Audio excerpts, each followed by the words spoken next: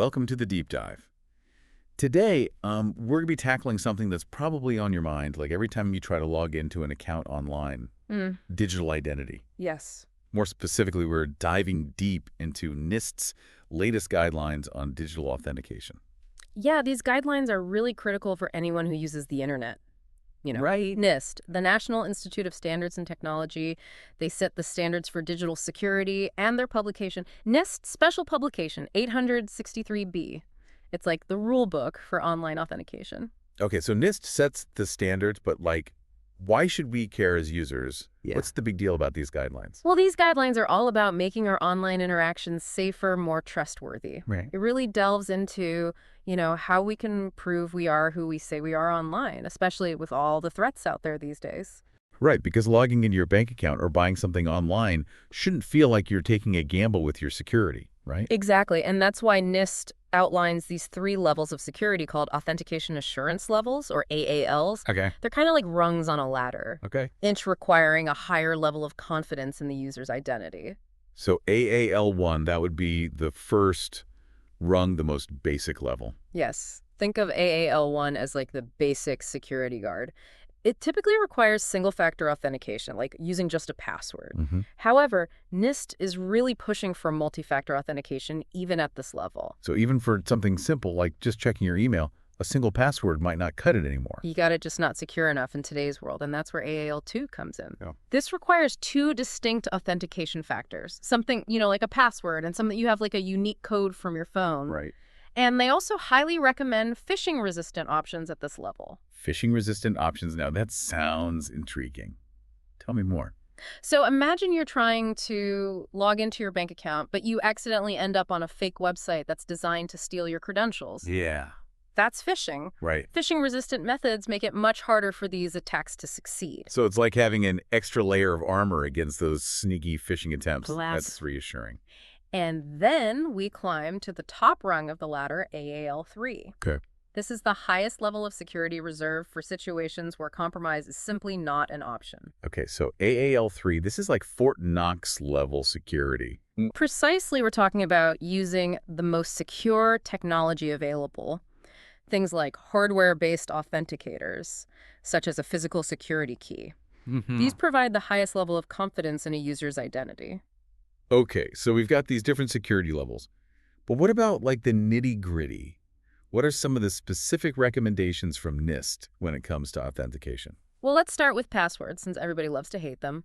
NIST has some interesting updates on password guidelines. Okay, let's unpack that. What's the latest on passwords? The big news is that NIST is advocating for longer passwords, at least 15 characters. Okay. And they're actually discouraging those complex password rules, that make you remember a million symbols and numbers. Wait, really? So all those years of trying to come up with the most complicated password were for nothing? It seems that way. NIST's research shows that longer passwords are actually more effective than complex ones, and they're encouraging everyone to start using password managers. Those tools that securely store and generate strong passwords for you. Okay, that's a relief, because I can never remember those crazy passwords anyway. Yeah. Makes sense. A longer phrase is probably harder to crack than just something random. Exactly. And it's much easier to remember a phrase that means something to you. Now, another interesting thing NIST dives into is this concept of syncable authenticators. Okay. These allow you to use multiple devices for authentication by syncing your keys across them securely. So I could use my phone, my laptop, even my smartwatch, all with the same authentication method. Precisely. That sounds incredibly convenient. Yeah. But, and this is important, the document also highlights the potential security risks, especially if the cloud service where you're syncing your keys isn't secure. Right, so it's about convenience, but also about understanding where your data is going and how it's being protected. Exactly. Right. Now, beyond passwords and syncable authenticators, NIST emphasizes the importance of strong encryption throughout the entire authentication process. Okay. They're talking about using approved cryptography, essentially robust encryption methods to protect your data at every step. So it's like putting your data in a vault that's protected by multiple layers of security. A very accurate analogy. And speaking of layers, they also talk about using authenticated protected channels. Okay. These are like secure tunnels that prevent hackers from eavesdropping on your communication with the website or app. So it's not just about having a strong password, it's about making sure the entire pathway is secure. Exactly. It's a holistic approach to security. And let's not forget about session management. This is an area where a lot of people get tripped up. Sessions cookies. This is where I start to get a little lost. No worries, we'll break it down. Think of a session as like a temporary connection that gets established when you log into a website or an app. Okay. It's like a conversation. You log in, you do your thing, and then you log out. Right. And cookies play a role in maintaining that session. Right. Cookies are those little bits of data that websites store on your computer to remember things about you, like what's in your shopping cart or if you've visited the site before. Now, NIST emphasizes the importance of managing these sessions securely. They recommend setting timeouts to automatically log you out after a period of inactivity. Okay.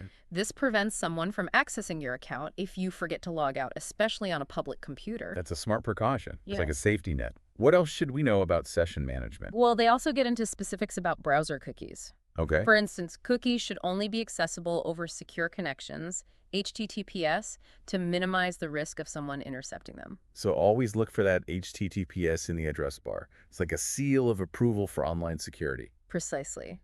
Another interesting detail is that NIST actually recommends an inactivity timeout of no more than 1 hour for AAL2. Wow. They're serious about minimizing that window of opportunity for any potential attacks. 1 hour. So they really want you to be present and engaged when you're dealing with sensitive information online. Right. But it's not all about, complex technical requirements, right? Don't they also talk about usability? They absolutely do. NIST recognizes that if security measures are too complicated or frustrating, people will find ways to circumvent them, which defeats the whole purpose. Right. It makes total sense. So for one, they suggest allowing users to copy and paste passwords, especially with those longer passphrases we discussed. Yeah. Simple changes like this can make a big difference. Absolutely. It's about finding that balance between security and convenience. Exactly. And for things like one-time passwords, OTPs from apps or devices, they recommend providing clear instructions, giving users enough time to enter the codes and offering meaningful feedback if they make a mistake. Right. It's about making the user experience as smooth as possible while still maintaining that high level of security. You got it. And this even extends to things like biometrics. Okay.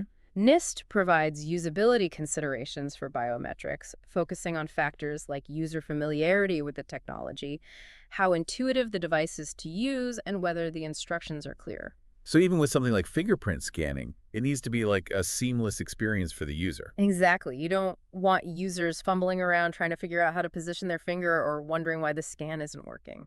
That makes sense. Yeah. And it's great that NIST is considering all these different aspects from the highly technical to the user experience. They really have thought of everything. And speaking of thinking of everyone, NIST also addresses the importance of equity in authentication. Equity. I'm really interested to hear more about that. Yeah. What does that entail in the context of digital identity?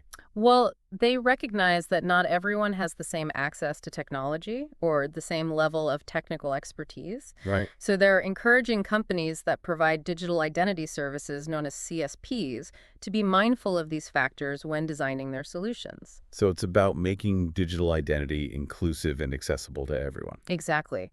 For example, they suggest offering alternative authentication options like lookup secrets for people who may not have a smartphone or be able to afford a hardware authenticator. That's so important. It's about providing multiple pathways to access, ensuring everyone has the opportunity to securely manage their digital identities. Precisely. And along those lines, NIST stresses the importance of clear communication.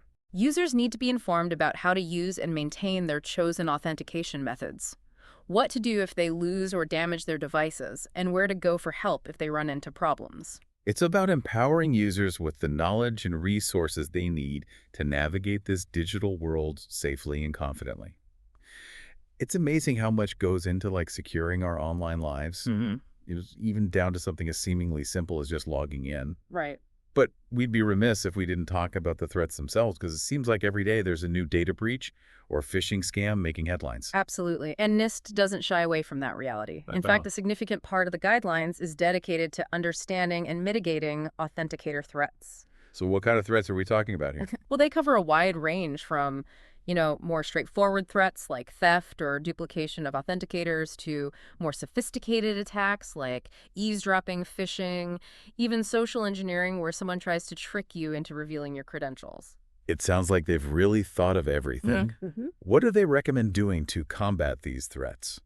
Oh, as we've touched on, multi-factor authentication is crucial. Right. By requiring multiple factors to verify your identity, even if one factor is compromised, the attacker still faces a significant barrier. So even if someone gets a hold of my phone, they can't get into my accounts without that second factor, like my password or unique code. Exactly. And for those who might attempt offline cracking where they're systematically trying to guess passwords, NIST recommends a technique called salting and hashing. This basically scrambles the password so that even if it's obtained, it's virtually impossible to decipher. Salting and hashing, it sounds very technical, but incredibly effective. It adds a strong layer of protection against those brute force password attacks. Another key takeaway is this emphasis on shared responsibility. Okay. NIST makes it clear that it's not just on the user or the service provider, both play a critical role in maintaining a secure online environment. So it's like a two-way street. Like, I need to be vigilant about my security practices, but the companies I'm interacting with also need to be prioritizing protecting my data. Precisely. We as users need to be aware of the threats and take steps to mitigate them, and service providers need to invest in robust security measures and be transparent about their practices. It's really about creating a culture of security awareness and understanding that we're all in this together. You got it. And that's one of the things I appreciate most about these NIST guidelines is they provide a comprehensive roadmap for navigating this evolving landscape of digital identity in a way that's both practical and user-centered. This deep dive has been incredibly eye-opening. I feel much more equipped now to protect myself online and make informed decisions about my digital identity. It's been my pleasure to join you today. Remember, knowledge is power when it comes to online security. The more you know, the better prepared you'll be to navigate this digital world safely. Absolutely. And to you, our listener, we hope this deep dive has demystified the world of digital authentication and given you the tools and insights to safeguard your online presence. As technology continues to advance, and we see even more innovative authentication methods emerge, how do you think the concept of digital identity will evolve? What new challenges and opportunities await us in this ever-changing digital landscape? That's something to ponder as you continue your journey in the digital world.